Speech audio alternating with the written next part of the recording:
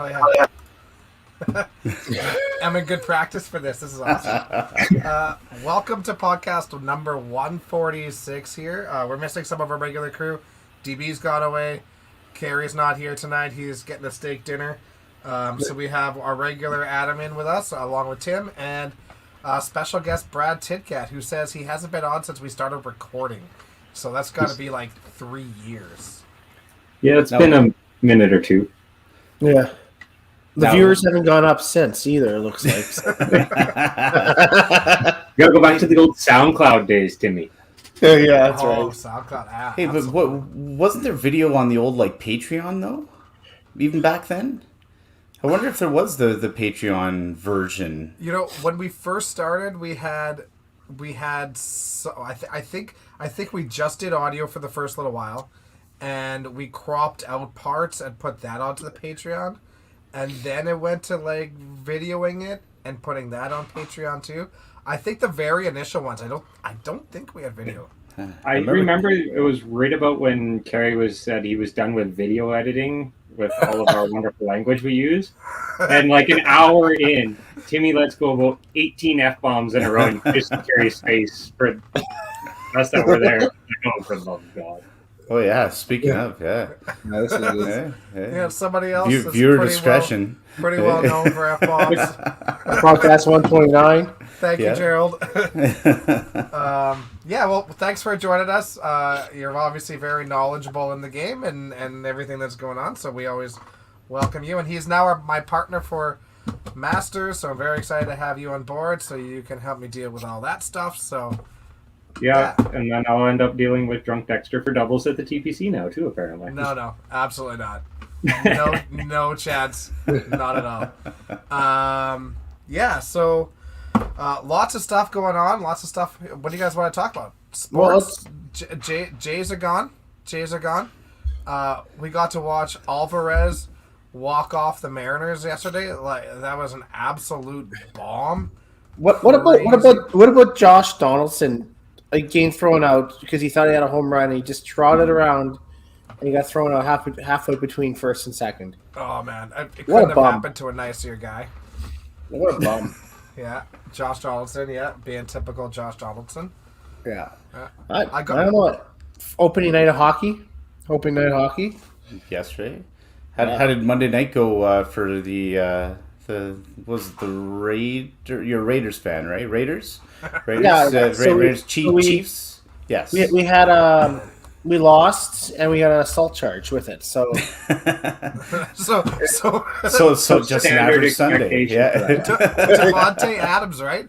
Oh, yeah. Man, people go from one team to the Raiders and they just start raidering. It's unbelievable. Okay. Here's my thoughts. What he did was stupid. There's no doubt about it, right?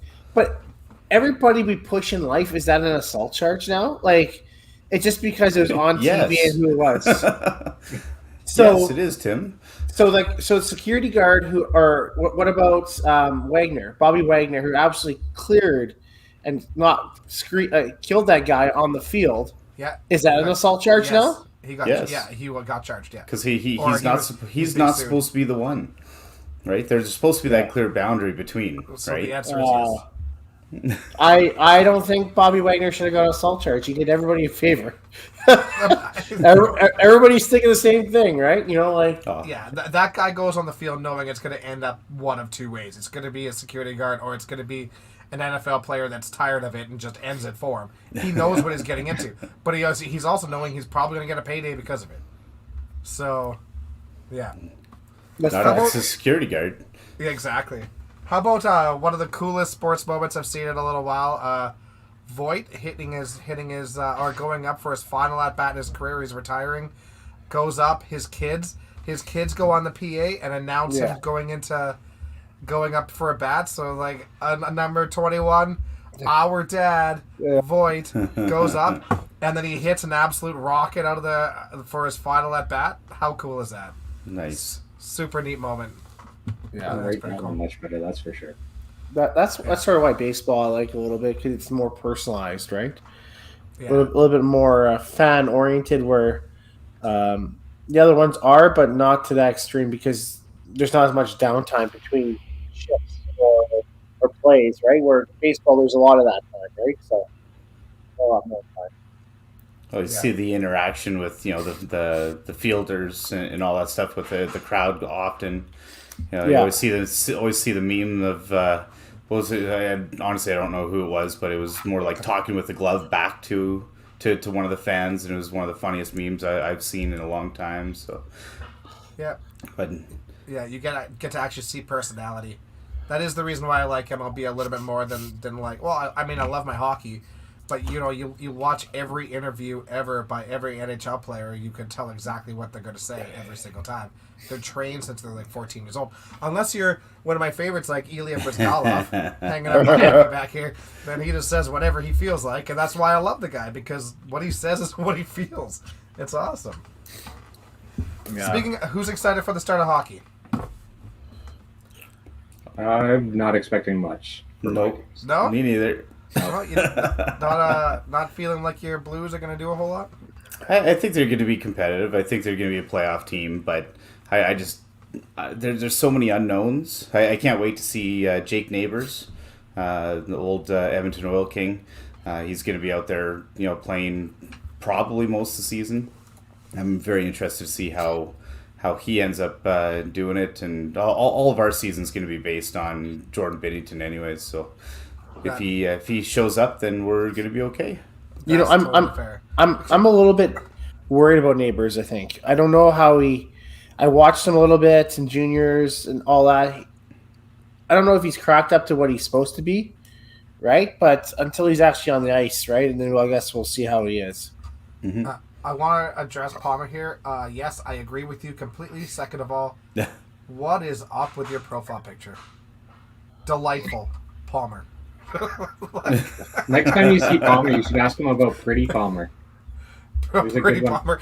I don't think I quite want to know. It was at You Challenge, so it's PG at least. Okay. Well. Oh, when he got all dressed up and dolled up. Yep.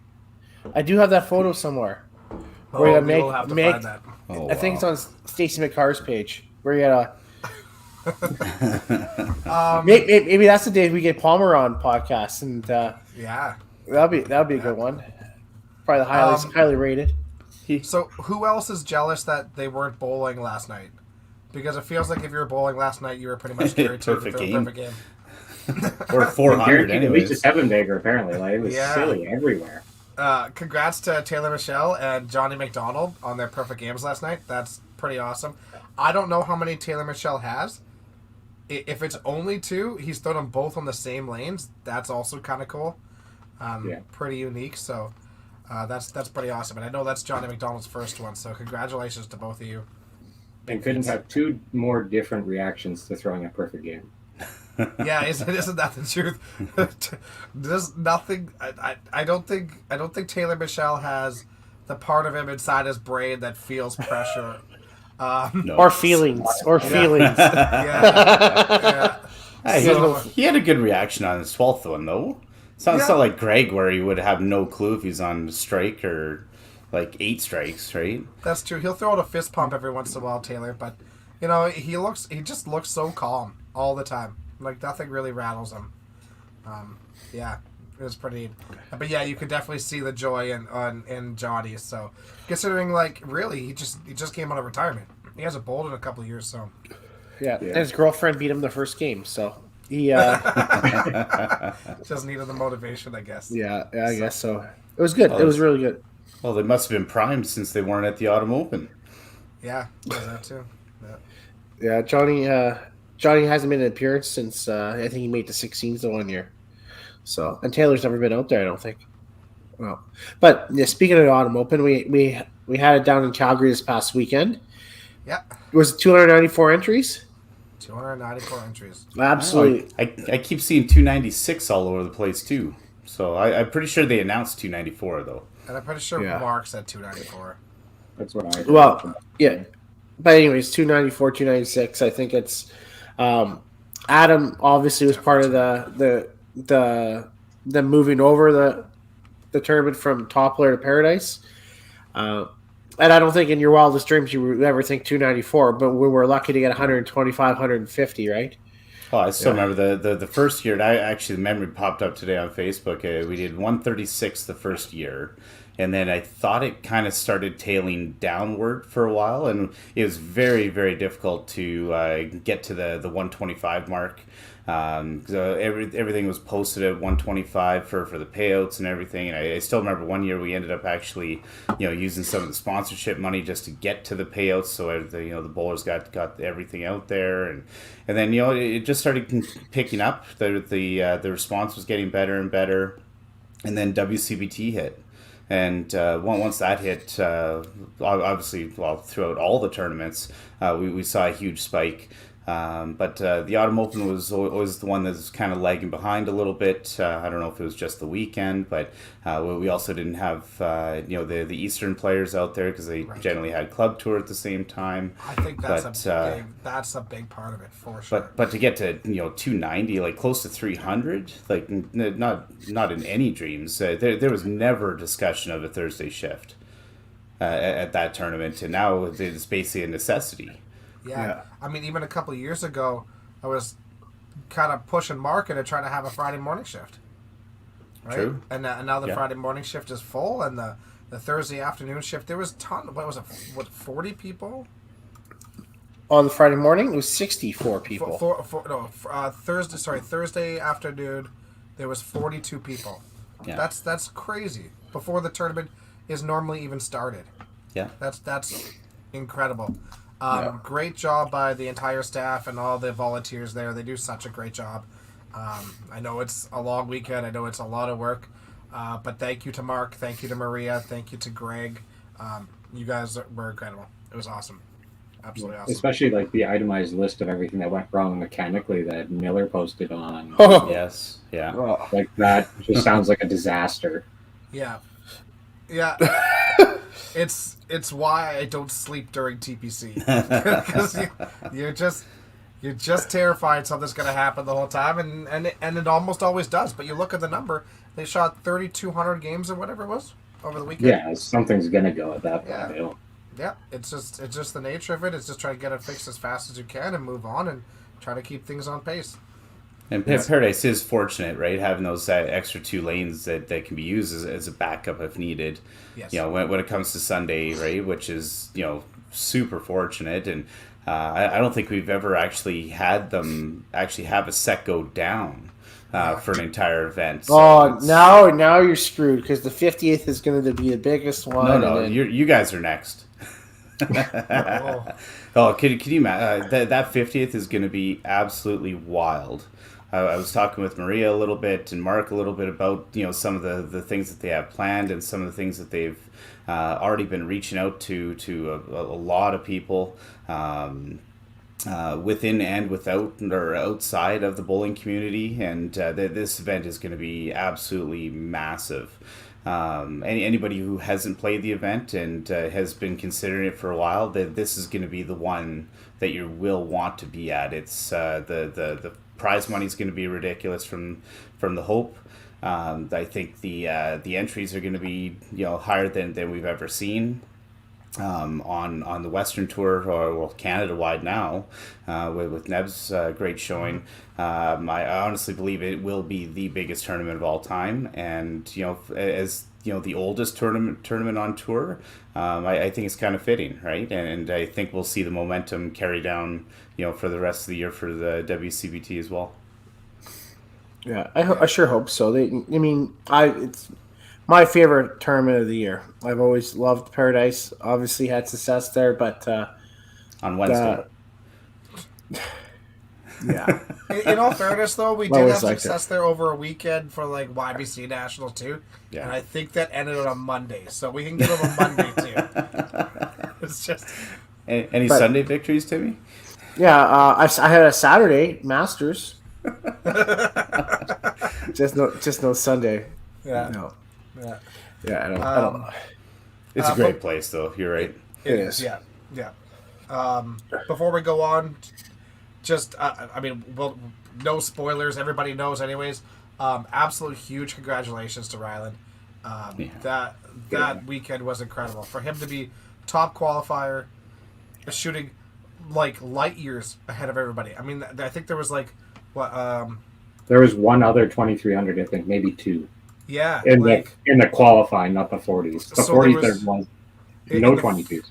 in the full qualifying, there was, four people over 2300, and he shot 24. 2303, 2323, 2352, and 2400 on the nose. And then again, absolutely incredible in the semifinals, being top qualifier there, shooting 2500. And then winning the tournament on Sunday, like that on the Sunday afternoon. That is, I don't, has Adam, you would know better than us. Has that ever happened? I think Adam did it once. I believe one of my victories at Paradise You was the three-peat as well, but I think- I don't know exactly. I think it was the first year I qualified in the 16s, the year after Derek Holm. but it wasn't 2500s either, No. right? Like I- that was just locked in. So, if any, obviously, a lot of you guys were watching the live feeds. Not all the lanes were obviously going. Everything was kind of like all kind of a moot point until game 14, right? I think Kerry was facing Dwayne. I think at that point there was a big match there, and I know there was on 7 and 8. It would have been Matt Phillips and Ryland, right? Yep. And Ryland starts off with started off with like maybe a double. Matt comes in the middle of the game, throws a 5-bagger in there, right? And he has Ryland pretty much like locked down a little bit, right? And then he opens up, I believe, 10 and 8, right? Throws a strike in 9, but opens up 8 and 10. Ryland throws a big No. 5. No. He Matt ended up actually throwing a double in 10 and pitched out on his last ball, which could have shut Ryland out. Right, that And was it. Yeah. Ryland had a double going home and threw 3 absolute bombs Bomb. to win that match. Right. And that was it, yeah. I remember. Yeah, because I knew he opened up. I didn't maybe open up 8-9. There was an open up, yeah, but 10 he threw the double. Yeah. Super clutch. You think about it, he doesn't win that, doesn't get the count, doesn't get the extra 50-point bonus. All of a sudden, the last game, right, Matt has the chance, right? I mean, obviously, I don't know if it changes anything because who he was playing against was Colton. He went absolutely nuts, 7 or 8 bagger from the gun the last game, right? But Kerry's match in 10, right? All of a sudden that changes. He doesn't need to throw the bang out to tie, right? He just has to throw a decent game and beat his opponent, Derek, at that time, right? So it was crazy, right? Ryland's ball just worked. It was he threw a lot of great strikes all weekend. Scoring was a little bit different than normal. I would think it wasn't the same Paradise, but I also really think the factor in was, and it's out of their control, was the amount of humidity in the place. Right, the AC weather. units wasn't working, the weather, and so when you have a lot of people in the place, it's going to get hot and sticky, right? Unfortunately, that makes your approaches a little bit heavier, and their approaches are never that bad. It just with humidity in the place, you can't control it, right? So, I think that had a little bit to do with the pinfall because you can't finish your shot. A lot of people couldn't, right? Or they're sticking, or not having the same rhythm. But it was all around great scoring for Ryland there, and Kerry too, right? Kerry always plays well there. Yeah. And there's a guy who's dealing with a back problem that could like hardly stand for the finals and lost by 20. Absolutely crazy. Now that we've done that, should we go back to the start? We want to talk a little bit about the doubles. I was just hoping to congratulate him and then move on, and then we got into discussion, but that's quite okay. Yeah, doubles on Thursday night went really well. I can bring up some stats here for everybody if they'd like. I don't know, Brad. You want to talk about it at all? I mean, I enjoyed it. It turned out well for me. It was kind of funny. So we lost. I played with Len Anseth, and in the qualifying rounds, we lost 2 games. Lost 2 games. That's the finals there. But the 2 games we lost, we both started with 6 out of 6 marks, and the team we were facing would be like 3 of 6 or even 2 of 6, and we'd end up losing them. They're like, well, now we know if we start with anything, we're absolute toast. And then I don't think we started with a double between the two of us the rest of the weekend. Yeah, and you played absolutely phenomenal. Yeah, it was solid. I had a couple moments like the first game. I didn't do anything after like frame 7, but I was happy with how I played. And like, I don't want to say I've been absolutely brutally bad for the last 2 years, but I haven't been to where I feel I should be for the last couple of years. So it was nice to kind of feel like I was finally close to where I should be competing. Yeah. And I mean, there was no easy matches in my group, or probably in any group, to be quite honest. I was kind of in my own little world. But I think 2 or 3 of our games in the qualifying round alone came to the last frame. No, there's a couple easy ones. I mean, Curtis and Ron, that's a cakewalk, right? So I started with a French system. That's the only reason that got that way. I think you tell Curtis and Ron that too if you want. I think between Curtis and Lenny, they missed 8 corner pin spares that game. We played them the last game. Wow. Yeah, it looks like Len struggled a little bit. Yeah, he just never got in a rhythm for more than like 6, 7 frames. Like, it was a lot of grinding on his end, but then he showed up big in the finals when I was struggling a little bit. So that's where you guys were a team, right? Yep. And what was the format? It was because there was 18 teams and 3 blocks, and top 2 of each ended up making it to the finals. Yeah, right. So kind of like the Heritage Sunday, and then 100 pins if you win the total each game. Okay. Yeah, ours was like similar. Like, a lot of it was really close. Some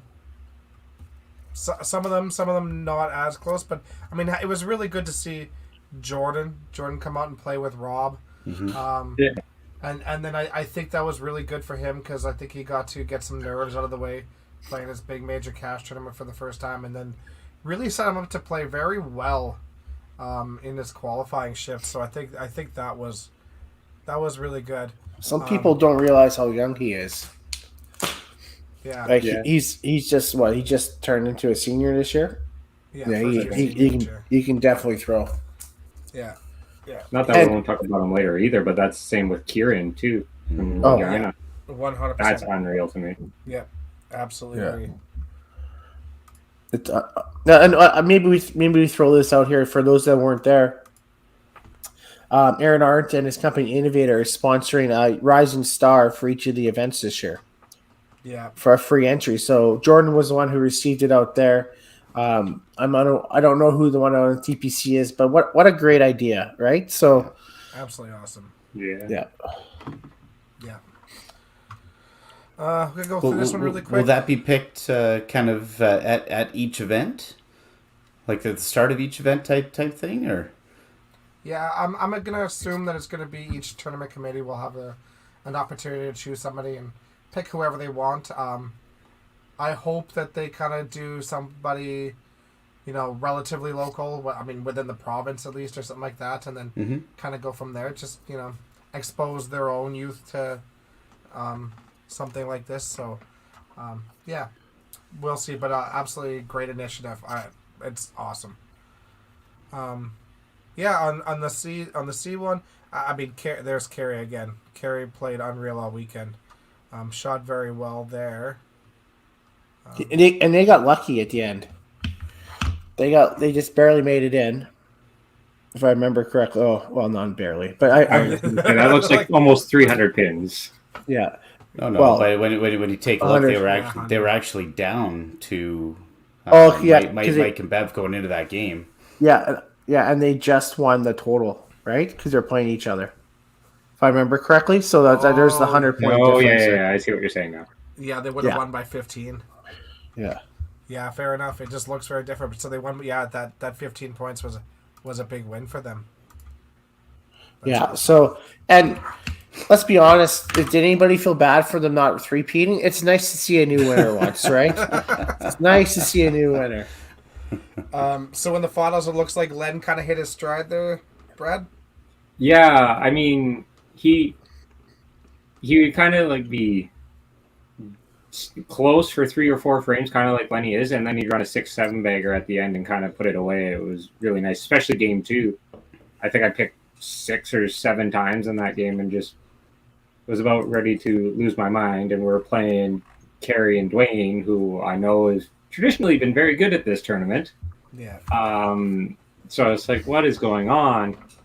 And the fact that he was able to kind of put it together and at least make the total respectable there was comforting. And then we were just solid all of the rest of the way home. We never really were behind at any point or needing to like get on a run. And came out of our hands, but ended up back with us, which was nice. Because they had a chance. Mitch and Greg had a chance to put us away in 10, and unfortunately, they weren't able to. But my pocketbook isn't going to complain. At the second. 650 double by them to finish, right? And losing only by 8. Yeah, that's it's a valiant effort coming up. Who ran up the bottom there? So we'll talk about this. Obviously, I think Mark and I just kind of ran out of energy, but for the kids out there, life lesson is make every ball count, because you never know. Apparently, Ryan O'Callahan had figured that he was comfortably in last place. Mark and I clearly did not win. We did not win a match. It was a struggle. But make sure of all your pins. So Ryan goes up a 10 and Ryan punches, and then Ryan does this slow little backhanded shot that kind of rolls in through the middle of the between the 3 pins, and then he goes up there and he does it again and just floats it through, and he counts 5 on his last frame, just joking around. And how much did it cost him? Well, it cost him 5th place by 1 point. What was the prize money difference? $100. $100 a person. Yeah. So not. So it was entertaining because we were playing you guys that last game, and you guys were trying to do the math out, and you were just like, oh. I was like, I don't know. All I knew was that it was around 100, and they had not much. And I was like, so if you do the math, right, that's about 15 beers he lost each because it would have lost it for Bobby too. Yeah. I don't. 143. That's a great score. Yeah. Anyways, life lesson, kids. Every ball matters. Make sure it counts. If you're going to throw balls away, make sure it means nothing. Make sure it means nothing. And we actually totally forgot about this. And he texted me beforehand and says, I can't wait for you guys to talk about it. And I was like, well, forgot about it. So thanks for bringing it up, bud. So that was really great. Yeah. So we'll go to Bradley's second win of the weekend. I was a good side event player on the weekend. It was friendly to me. You were. The Bakers. The Bakers got started quite late.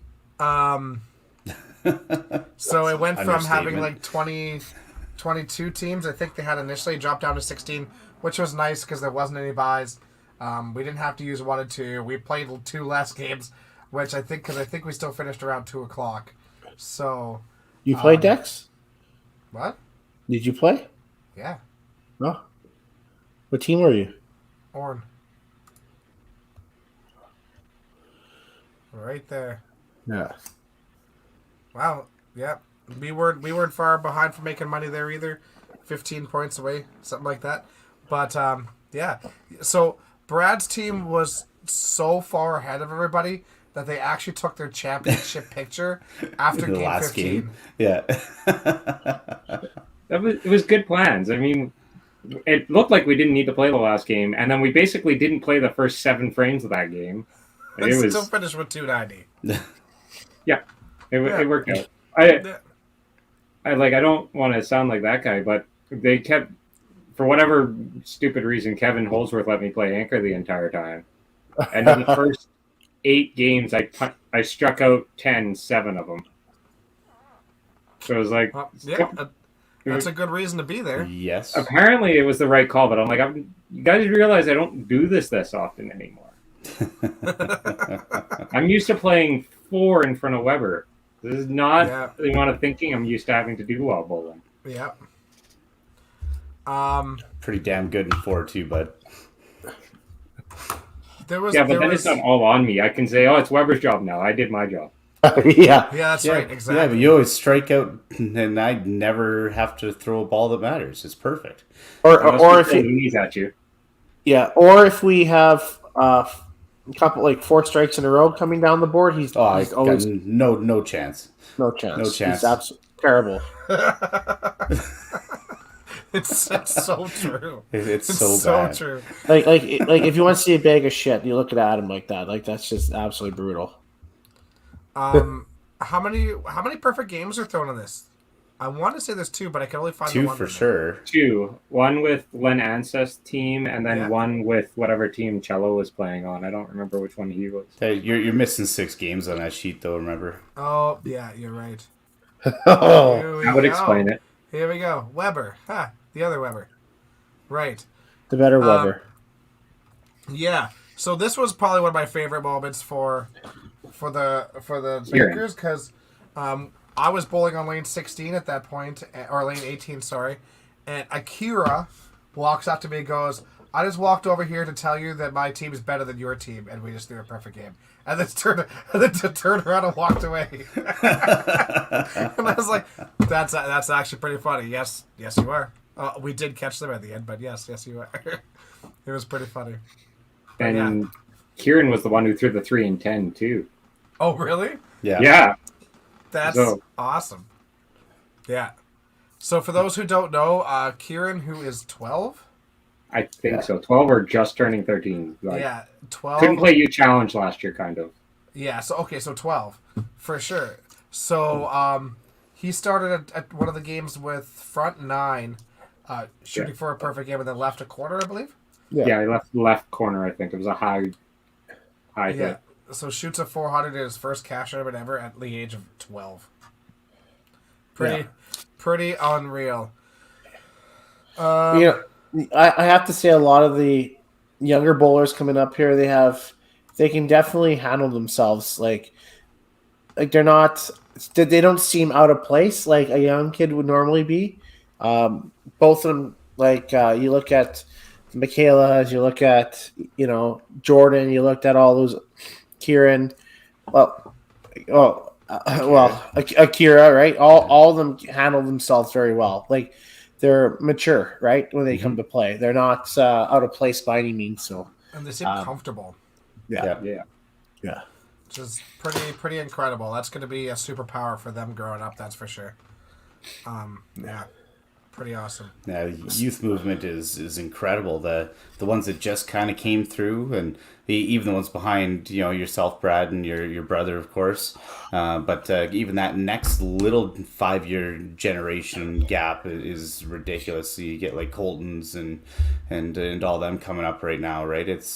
Like the youth movement on tour is propelling this tour to heights that I never would have guessed at this point, right? So, and then now we've got the next 5-year generation that's going to be coming through, right? It's so difficult for the old guard to kind of keep playing and playing at this level when the competition level is just growing exponentially. It's awesome. On It the is note of awesome. the old guard, how cool was it to see Tom Patterson playing again and Yeah. playing Holy. competitively too? Very Yeah. What shift was that? bit of a He roller played coaster. Friday morning and Saturday morning. I want to say. Friday morning was his Friday roller morning coaster was- one. Yeah. Yeah. Yeah, that was Well, also stats I never would have guessed I'd see in a day. Yeah. So Tom shoots 300, 330, 132, 366. The 132 though, the guy punched 8 times, right?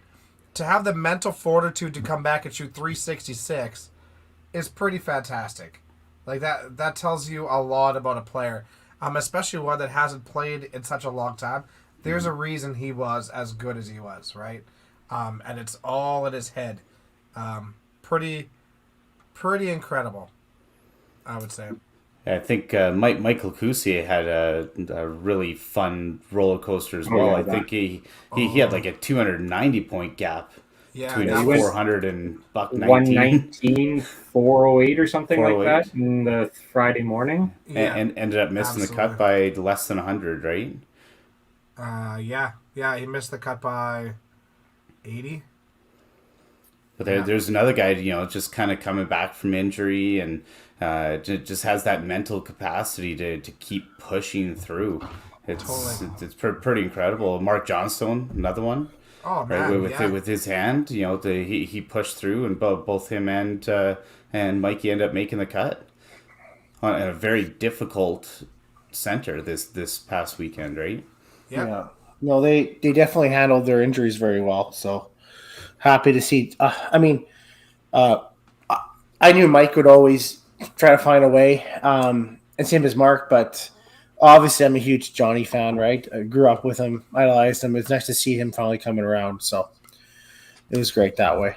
Nice to see Gino play really well too. He got to just under 22, I think. Yeah, Make 21.79. cut there, and Yep. yeah, so many good stories, and throughout the course of the week, and some players you wouldn't necessarily expect to really light it up, lighten it up, and of course you're always going to have the disappointment of certain people that you consider locks that just can't quite get there, right? This one right here is a very Yeah. good feel-good story for us. Trevor DeForest is he started playing again in Sherwood Park. Oh, how long ago, Tim? Like 6 or probably 8 years ago. Yeah. 8 years ago. Hadn't played in forever. He was never really played competitively at all. Just kind of did it for fun. Moved up to Edmonton from Calgary. Decided he wanted to go do something because he got tired of staying at home. Started bowling. Started playing 2 leagues. Ended up becoming friends with Gary Goulash. So they started playing all the time and all these things. And then he's played like the Autumn Open every once in a while, and I think he played the TPC once maybe Satellite, at least. Yeah. in the satellites, but goes out. He played really well in the satellite. Moved back to Calgary. He asked where he should play, and I was like, hey, I mean, there's some good centers. You could talk to, Toppler, talk to Stacy. You could go to Paradise, and you could talk to Mark Miller. Ended up talking to Mark Miller, and like, His mom bowls there too. Yeah. yeah, and he started harassing Mark all the time, and I think they became buddies. And and he's just worked really hard at his game, shoots really well at a satellite, wins an entry to go into it, and then shoots a 900 triple to finish to qualify to make his first cut ever.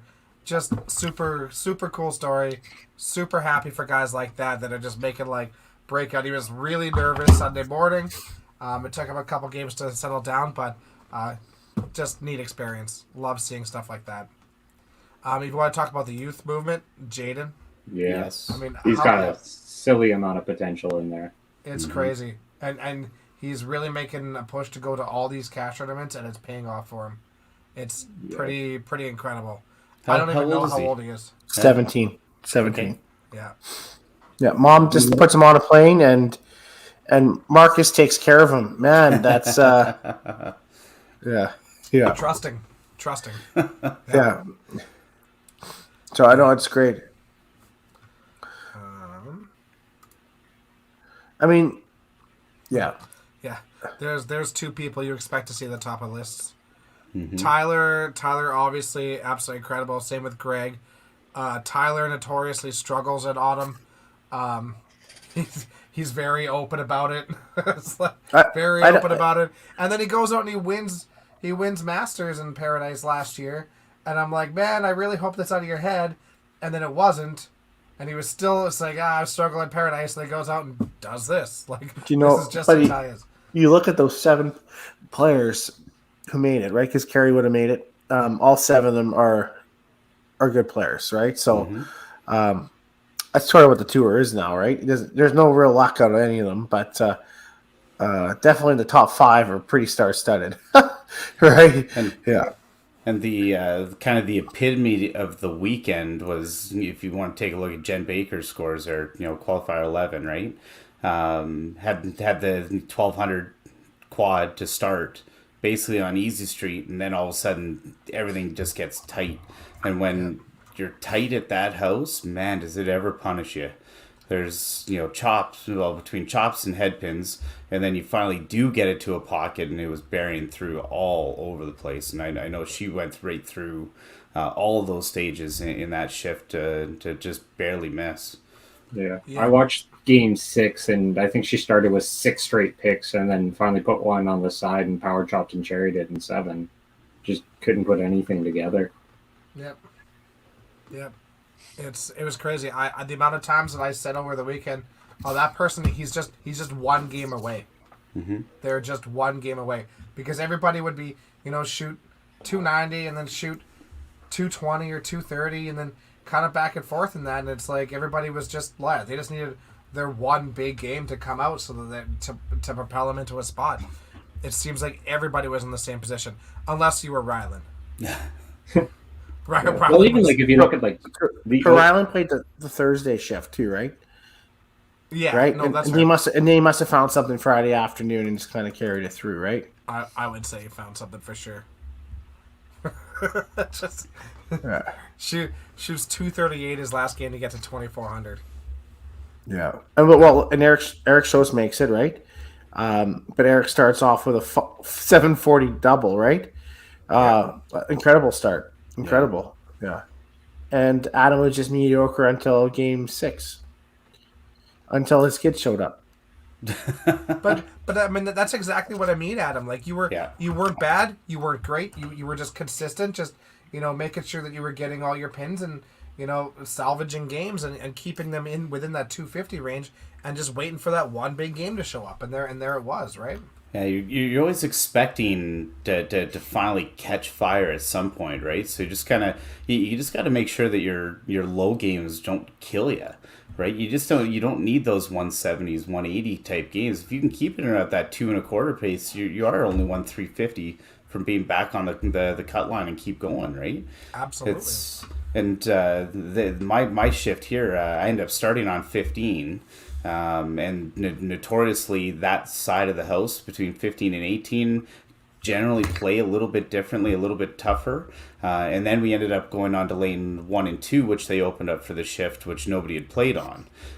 So those conditions were quite a bit different. So for myself, not necessarily the ideal, starting three sets, but I knew if I could just get to 800 something like that and still feel confident, and I think it was about 7.5, so I was okay with it and just started kind of just keep grinding away.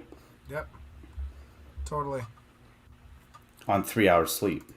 Yeah. Thanks to the bakers starting so late. Well, that was Friday, was it not? Or was that Saturday? That was Saturday morning. Saturday morning, yeah. My Friday, I think I started 900 triple or something like that, and then basically just ran into the same problems. That was Friday morning, sorry? Friday afternoon for myself. Yeah, I remember seeing that. There's a number's 15 or something under. There you go, number choke job. And like there, even like you struggled like these middle 3 you struggled a bit, but like it's again they're not terrible games. It's just a slightly off pace and a couple extra punches and it's trouble. He averaged about 230 there. And then you just need the 340 to show up, and in that case it just didn't, right? Yeah, you just had it early. Yeah, exactly. Yeah, for sure. Nice to see Daryl Wood play well again too. Yeah, he was That's phenomenal. another good feel-good story. Yeah. Where are we at here? Yeah, Colton Uswa, again, youth movement, incredible. Yeah, he played a few shifts, but you know that eventually that kid's gonna find it. Sly, Sly coming down to the first ball at 10, throws the strike. Well, I was like doing the math really quick, and I'm like, man, I think corner's good. Strike is definitely good. Goes up there, throws a corner, and he turns and looks at me, and I'm like, he's like, huh? And I didn't even know he knew. I don't know if he knew I was doing the math or what, but he looks at me, and I'm like, I think you're good. But pick your corner. Just pick your quarter. Goes up there, picks his quarter to Ty Weber at 21:49, and the cut ended up being 21:40. Huge shot. This is right here. This was super cool too. That was awesome to watch. Throws the turkey in 10 to qualify. He needed it was the the back first. six even. I think Back it was six. last six. Yeah. Yeah, absolutely. He needed the first two for sure, and then obviously just a count after that. But incredible. I talked to him after, and I was like, "Did you know what you needed?" He's like, "No, but I knew I needed a lot." It's like, "Well, this is what you needed." He's like, "I was shaking the whole time, like shaking the whole time." So, but if you're shaking the whole time and you're able to throw the six bagger to finish, good for you. That's pretty awesome. I think on his same set, Sam Gilardi was in a very similar boat. He was. But I think he ended up plowing first ball 10 or second ball 10. Split. It was split. Yeah. It was Yeah. Him and Derek were basically in the same spot in the same frame, and both needed the first hit to kind of get there, and unfortunately, Yeah, and let's think about that. I mean, Derek was a 21:40 and a 21:26, right? Yeah. He was 21:40, yeah. So he had two really close ones, just couldn't get over that little bump there.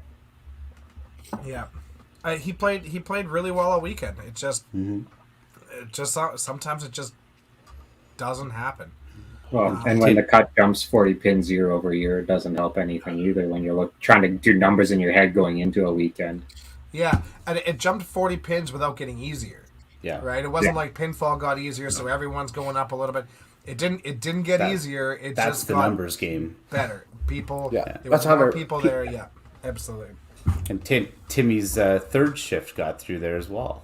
Yeah, Oh, Tim. yeah, I'll my never third shift. triple shift. Good old Timmy, every tournament 3 shift. He's no longer. Yeah, he's 2 for 2 on triple shifts. I will say it was all Cindy there. I refused to. And then she's like, "Well, I just signed you up," and Yeah, she she came and knows. talked to me. She's like, "Do you think he's gonna be mad if I just sign him up?" And I'm like, "He will do whatever you tell him." Yep. So if you tell him he's bowling, he's gonna bowl, and Yeah. it was the right choice. It was the right choice. So the life lesson there, Tim, is make sure you use your sugar mama's money the first shift, and then you're probably going to get through on the first shift. That's right. It was tough. I mean, I can't believe she sat behind me for 15 hours. So I'll give her it was awesome, right? Can't thank her enough for that. I know I stood for 15 hours, and I was participating. Just watching it probably was painful. She's definitely worked on her facial expressions a lot with me. And when I'm struggling, it's real bad. She learns how to do it, except for maybe on the 40s.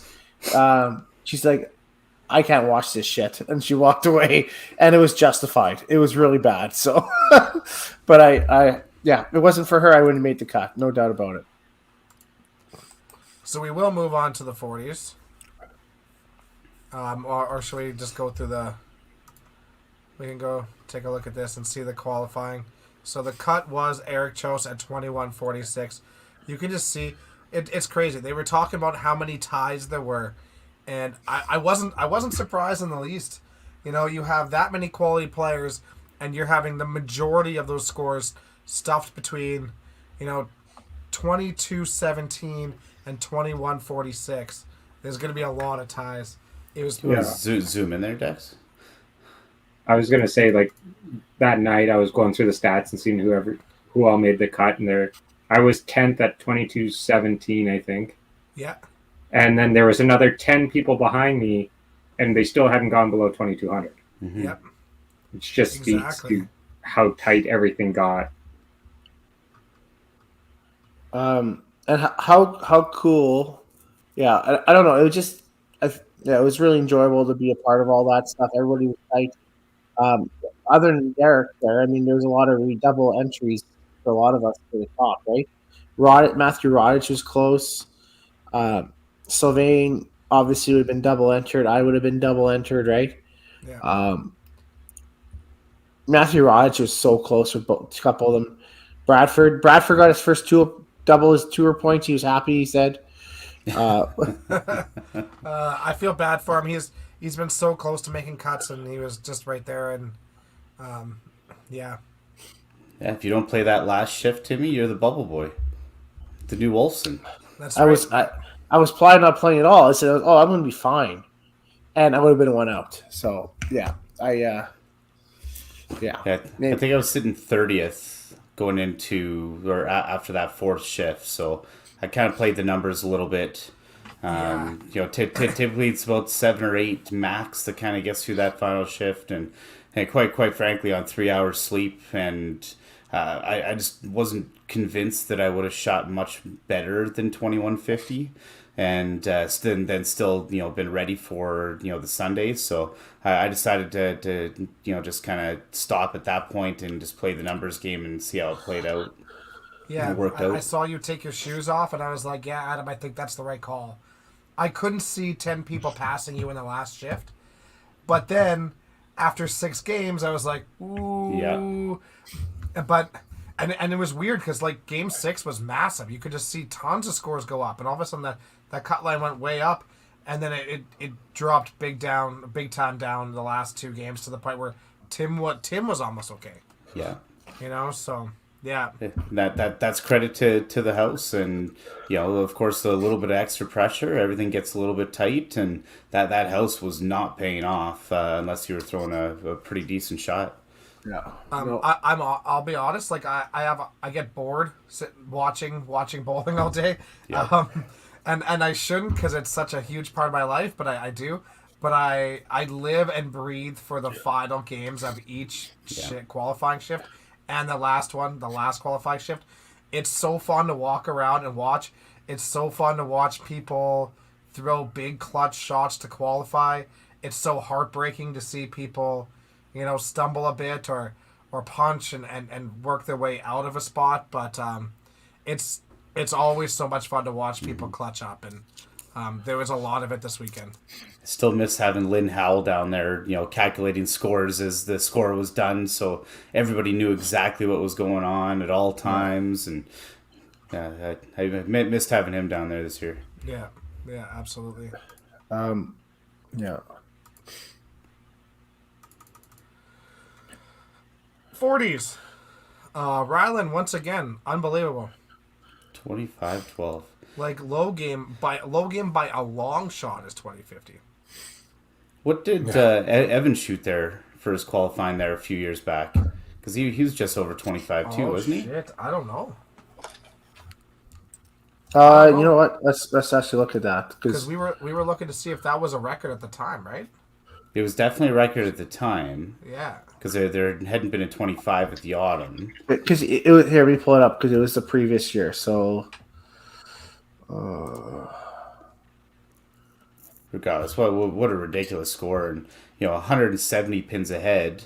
Yeah. Two guys that kind of caught fire with Mitch and Derek, and then look at the huge drop off down to 4th. Insane.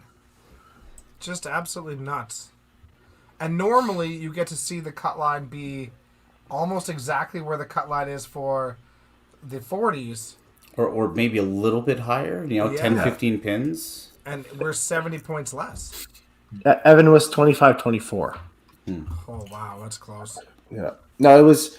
I struggled during it, and I still had a chance. Really, if I didn't have a dog of a last game there. If you keep scrolling down, you keep scrolling. There I am, up 76.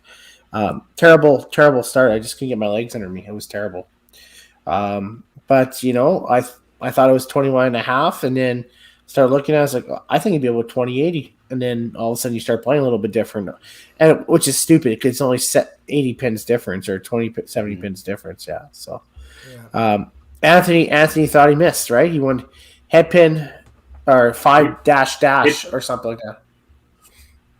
He went pitch open for sure on a double and 10. I was playing on the same lane as him, and he was absolutely devastated. And I told him after, I'm like, I think you're fine. I'm not going to say you are fine, but I think you're safe. And Yeah. that was a roller coaster of emotions for him, that's for sure. Yeah. The defending champion misses out just by 3. Yeah. right? And so must have been coming right down to it as well. I thought I heard he missed on a double in 10, but I can't speak to that. He was kind of at the other end at that time. Yeah. Oh well, it was. It's good for the show, right?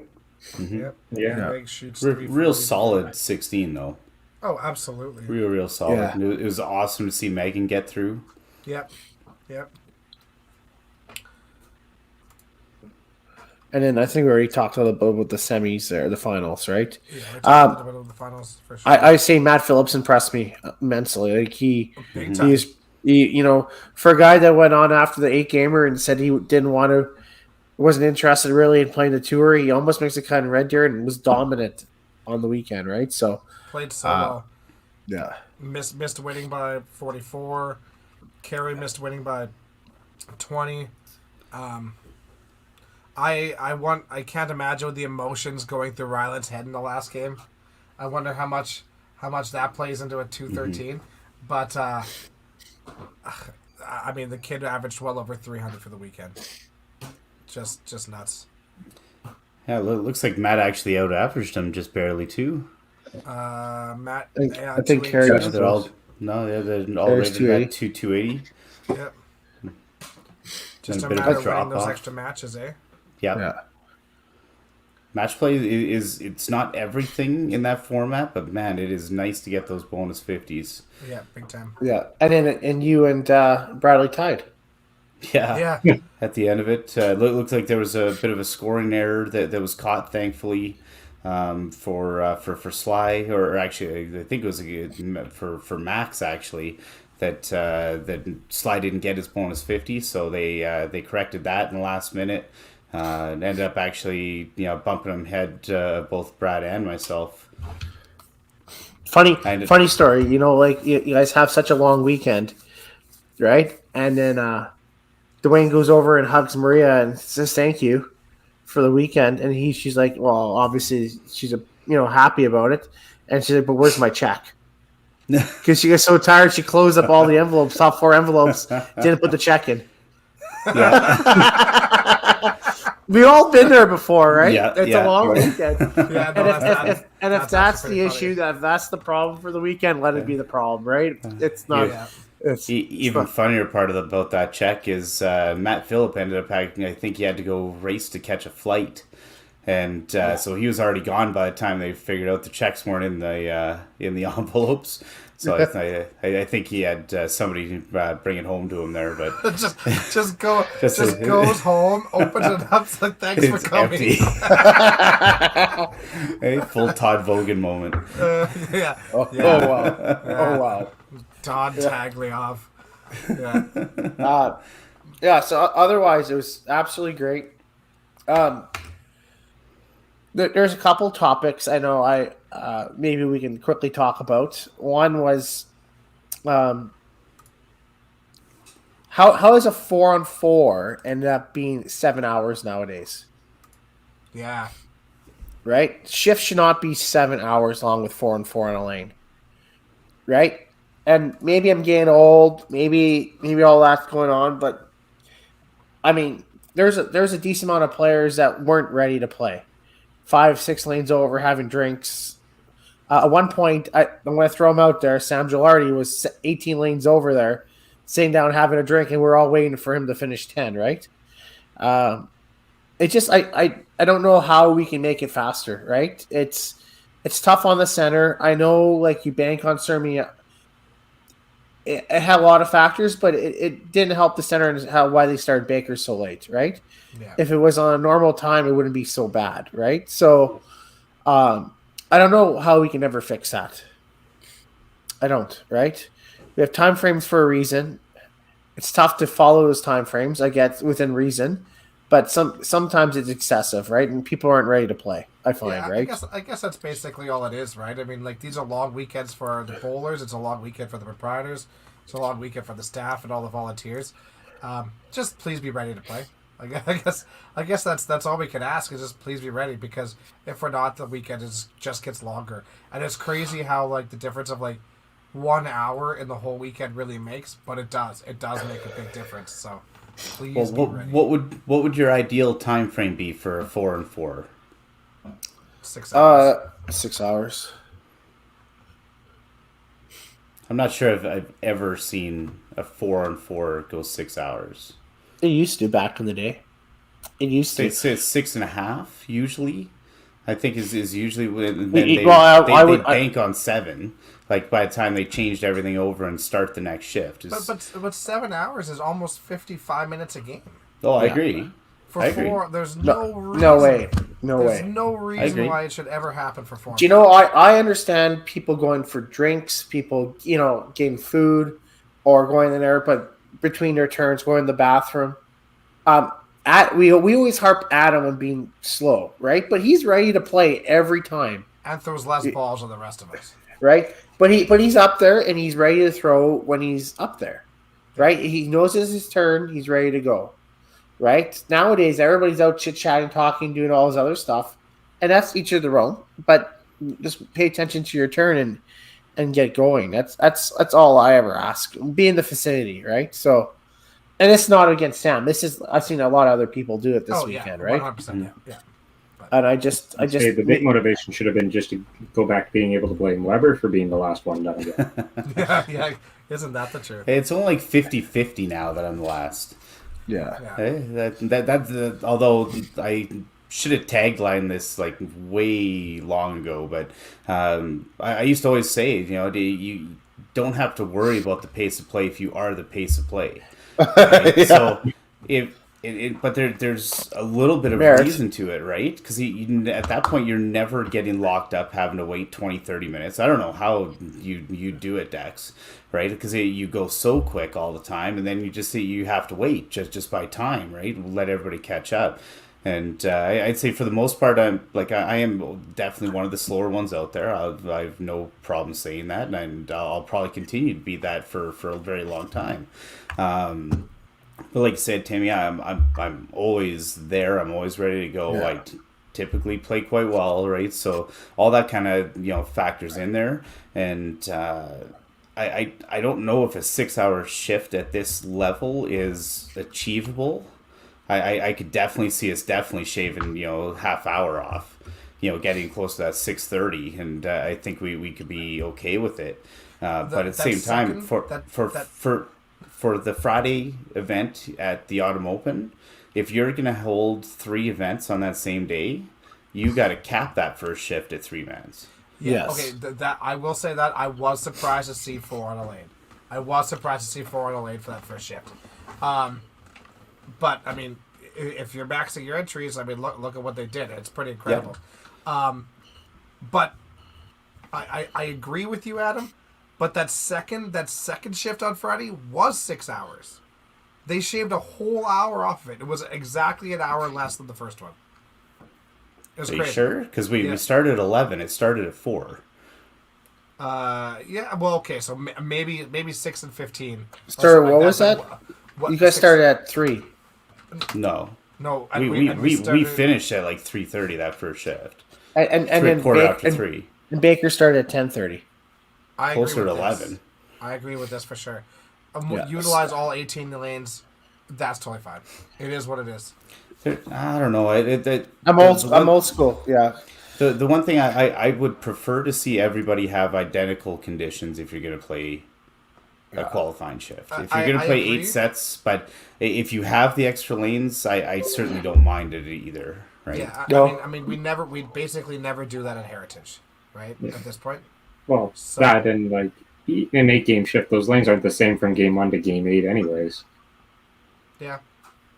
Like, especially using Paradise as an example with the heat that came in at that point. Game 1 of the first shift is completely different than game 8 of that same shift. Like, the heat alone is going to change everything. Yeah. Mhm. That heat was unbelievable. I just remember walking in. Yeah. It was 24 degrees outside. And I walked out there, I was like, oh man, this feels nice. This is so and then nice. walked back inside, and you hit that second level, and it's just like, just hit with the heat and the humidity. It was like, holy cow. It was like you smelled all this, like the smelly socks and BO and Yeah, who says Yeah. bowling isn't a sport? That was just your bowling bag. That's right. yeah. That's why Tim Yeah. carries 7 pairs of socks. Yeah, I got 6 I got 5 sweat towels. Right? Yeah. No, that Yeah. makes sense. No, it's I think that's somehow we can always figure that out somehow. Like I said, just it kind of that way. And the other topic actually Jarvis brought up to me, Ryan. It was really great to see Ryan out there and playing. Awesome. Fix the lane movement. Okay. I did ask Mark to come on, but he said no. So I agree and sort of disagree at the same time too, because if you're moving in sets, then you're going to slow down maybe 1 or 2 lanes. Everybody else just needs to be aware that they can keep going. If you're moving odds left, evens rights, everybody's basically waiting to the end of every game every single time. So the pace is always going to be the slowest lane all the time. Yeah, but at the same time, that last shift, like you had teams done and guys just starting like the 4th frame when I walked in. yeah. Yeah. By just letting them run, right? So Yeah. at least it's fair for everybody if you're going left and right. Yeah. I still love the 40s moving in Yeah. in sets. At a 3-2, it really shouldn't affect too much. No, it was weird. It was weird playing a better pace too, wasn't it? It was Yeah. like it was kind of refreshing, right? So, as I was kind of mentioning, Jarvis was talking to us, and he's like, maybe a good podcast topic would be the amount of yelling and screaming there was. And when's the right moment? And I was like, I never really thought about it like that. I know Brad gets excited, right? But what is a good moment out there?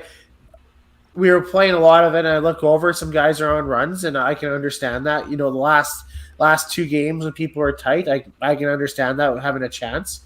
But I can't see, like, I looked over once, and they were seriously into it with a strike, throwing a strike in 5 with 80, right? Yeah. Or throwing a double in 7 for $150, right? When is the right time, or has it gotten excessive? I don't know. Like, I guess the only way you can do it, like, just do it when you feel like it's a big shot. Don't overutilize it and do it all the time. We'll use it when it's actually truly a big shot.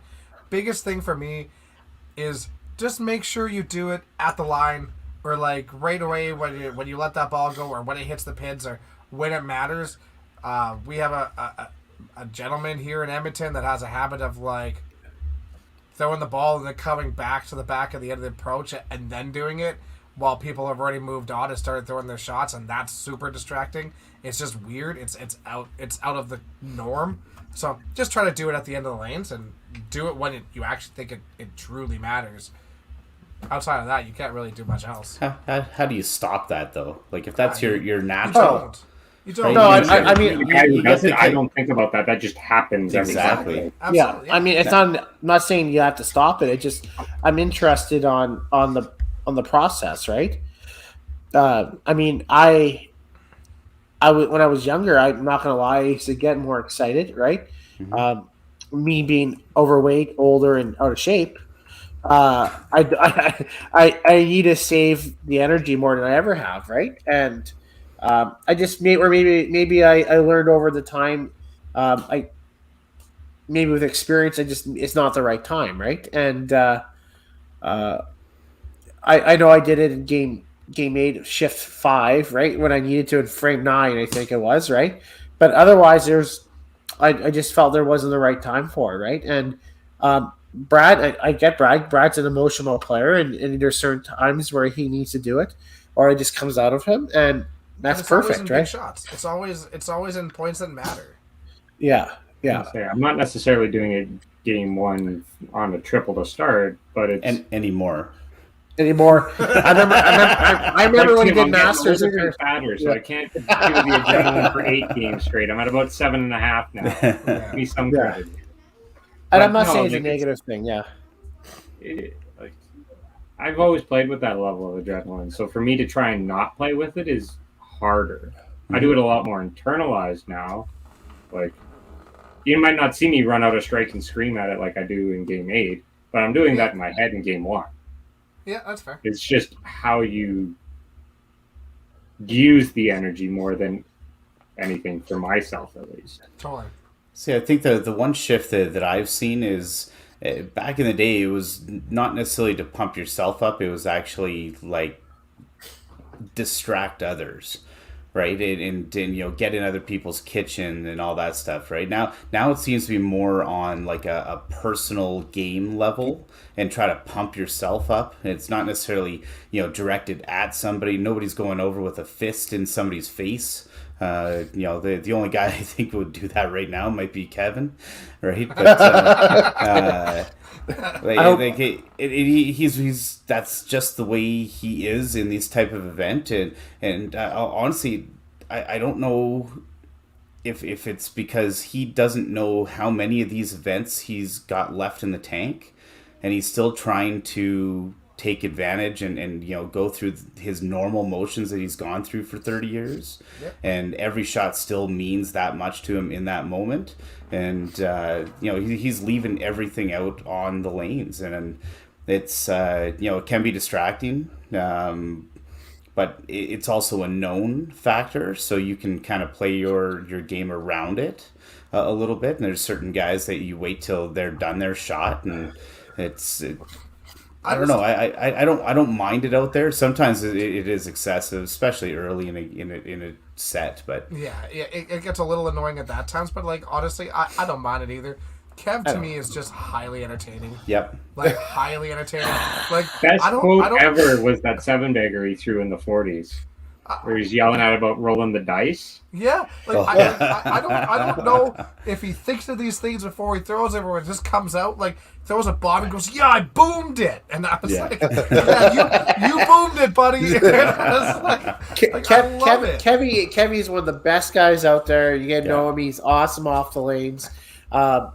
If we all had that kind of emotion and energy, it'd be a totally different thing, right? So, I just was kind of interested on it, and I 95% I'm good about it, and then the 5% where they, like I said, throw a strike in 5 on nothing and have 80, I would kind of roll my eyes. I'm like, okay, that's whatever, but right? At the end of the day, I think it's great for the game. Yes.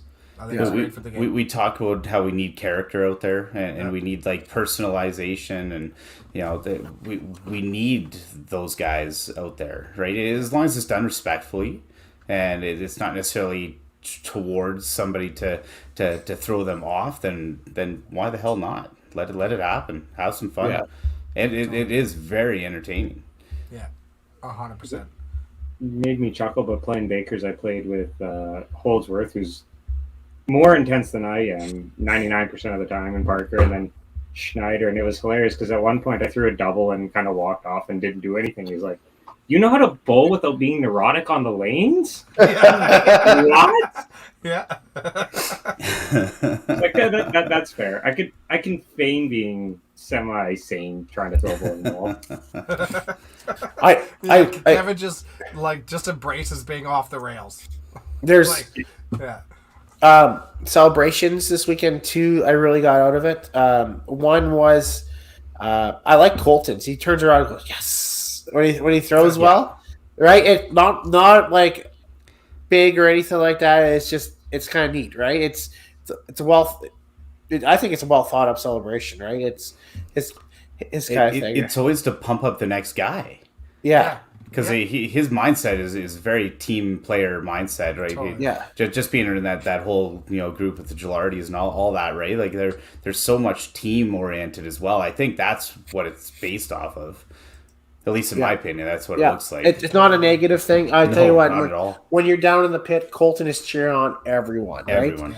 And shows how great of a kid he is. His head's going to start ballooning every time we talk how great he is, right? So we should stop and get up pretty fast. The other one was Brad, because Brad, if you know Brad out there, I was talking to Taylor about it.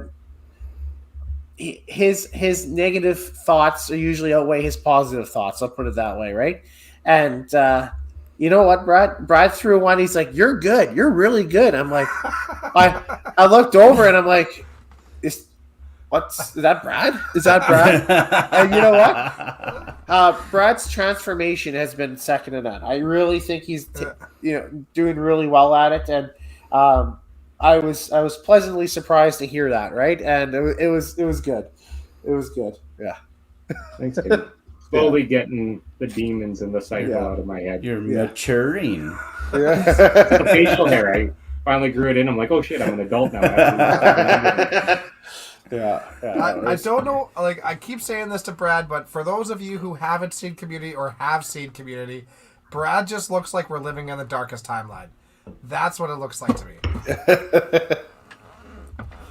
Evil goatees. Evil goatees. Jeez. Oh my god. Yeah. All But right. it's awesome to see. Once again, huge congratulations to Rylan. Yes. Like, Oh, that's definitely. just absolutely incredible. He's been such a big part of this community for such a long time now. We've watched him grow up, and it's just super cool to see him succeed. Pretty awesome kid. So, yeah. Do you want to check out the WCBT standings after? Oh, Oh yeah, I Yeah. do have a question about that because we tied and somehow Weber's ahead of me. Favoritism. That's the way it gonna should say. be, kid. My two podcast appearances apparently don't quantify for much. yeah. Yeah. I didn't even notice that. But yeah, you're. I happen to be right. scrolling through. That was my Tuesday back at work off of 5 days of 2 hours of sleep, and I was not ready to try and do extra thinking. Well, just don't tell Carrie. We'll just run with it. I can tell you, Ryland's probably first. Oh, there we go. Yeah. Yeah. There you go. Yeah. I swear, Kerry just created a tour for his own personal wealth, right? Because, Great start for tour memberships. I believe we hit 84. 89, I think it memberships. was. Awesome. Sorry. It's good. 89, I thought. Okay. Yeah. We'll absolutely go. Yeah. 80, if it's 89, that's great. Even better. It's pretty incredible. And we have 4 stops to go. So that's pretty amazing. So Brad, with us being virtually tied for 8th, and we Virtually fin- tied.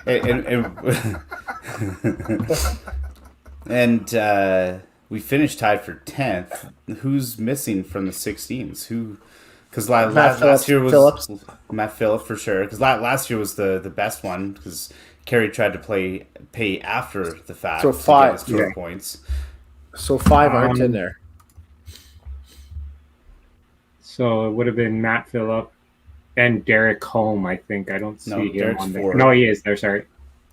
I'm looking at the small computer because otherwise I'm going to look like I'm looking into space, and we don't need that 80s picture going around the internet world. So At least one more is missing from. There's 4, isn't there? Oh, could no, be. because we were 10, Well, 11. No, but let me look at it again. What, Holdsworth? No Yeah, Kerry. it's Holdsworth. He was telling me he didn't go into Because anything this year. he was what, He didn't even go in the seventh, game right? Yeah, he was. Okay. seventh. At least in Holdsworth. the top 10, though those two are missing. Alligator. Yes. No Megan. No, Megan. Alvin's There you go. justified. No Max. So that's 4. No Max. That's No Max. surprising. Because I No Well, Slide. Slides Yeah, there. Slide's there. Slide's in there. So it took some convincing. That was hilarious. Because then he signed his form and he throws like a triple or something right on top of it too. exactly. It's like perfect. And then he handed it in and he was dog shit after that. Him and Matt Leonard. Yeah. No Connor. Yeah. No Matt. Yeah. So But yeah, we're definitely off. And what else did we have? 5-pin universe rankings. I know Dex held on barely, I think, yeah. over Ty. Yep. Still a little bit ahead of Ty.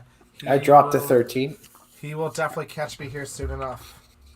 I dropped 4 spots, I think.